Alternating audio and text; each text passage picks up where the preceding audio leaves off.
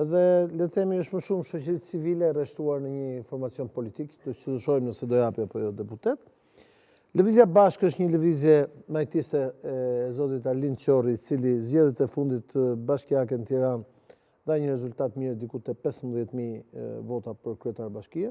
Pra nëse konfirmon ato, ai tregon që merr një deputet. Nëse Partia e Lirisë llogaritet, se nuk është llogaritur te PD-ja, e rrit PD-n sot edhe me 2 pikë, pra e ngushton diferencën, dhe është pjesa tjetër. Tani, kështu siç është, të thash, ne kemi një lexim, por nuk na jep leximin e vërtet. Para se të kalojmë tek sepse Shqipëria ka një sistem zgjedhor që quhet proporcional rajonal. Ne kemi 12 rajone, nga cilët 6 janë çift dhe 6 janë tek. Pse është e rëndësishme çift dhe tek, do ta shpjegojmë tani, domethënë.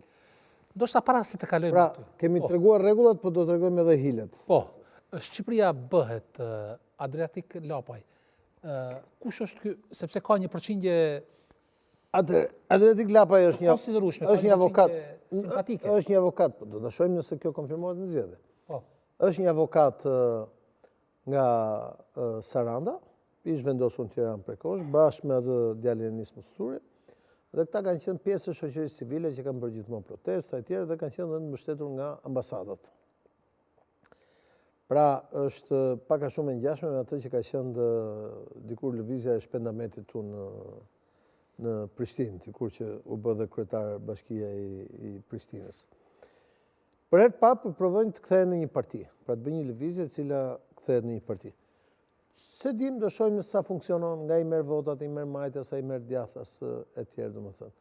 Por që të t'jap këtë përgjigje, duhet të bëjmë shpjegimin e gjithë hartës zgjedhore dhe të numrit deputetëve që prodhohen. Nëse konfirmohet ky trend, unë besoj që pak a shumë ky do jetë trendi, por nëse konfirmohet ky trend, sepse nëse ti shef numrat tull siç janë kështu, ti mendon që Partia Socialiste nuk i bën dot 70 deputet. Ky është sondazhi. Ama nëse ti shkon pastaj dhe interpreton hartën zgjedhore mbas të çdo qarku dhe shef që cilën ne do ta interpretojmë. Por para se të kalojmë tek kjo.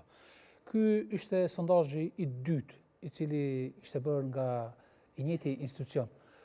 Një sondazh më herët PD dilte diku në afër 28%, pra kishte një rritje, i cili ishte bërë si duket në Shkort ose në mos gaboj.